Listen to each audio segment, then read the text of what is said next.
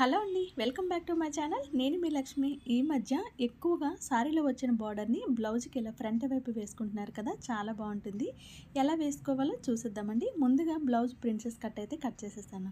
ఇప్పుడు మనకి ఎటువైపు చెంగు వస్తుందో అటువైపు కాకుండా ఇటు సైడ్ మనం రైట్ సైడ్ షోల్డర్కి ఇలా బార్డర్ని అటాచ్ చేసుకోవాలండి. బార్డర్ వెడల్పుగా ఉంటే మధ్యకి 2 పీస్గా కట్ చేసి ఇలా ఫస్ట్ ఒక పీస్ని అటు సైడ్ అతికిన తర్వాత ఇంకొక పీస్ని ఇలా పెట్టుకొని ఈ కింద డౌన్ వచ్చింది చూడండి, నేను ఫింగర్ పెట్టి చూపిస్తున్నాను, అంతవరకు వచ్చేటట్టు స్టిచ్చింగ్ చేసుకోవాలి.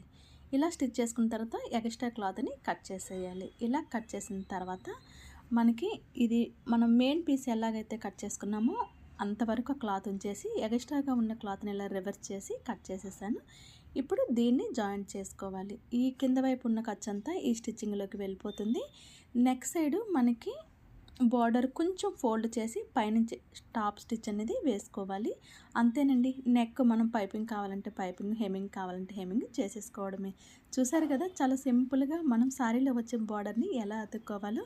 వీడియో నచ్చినట్టయితే ఒక లైక్ చేసేయండి. మరిన్ని మోర్ వీడియోస్ కోసం మన ఛానల్ని సబ్స్క్రైబ్ చేసుకోండి.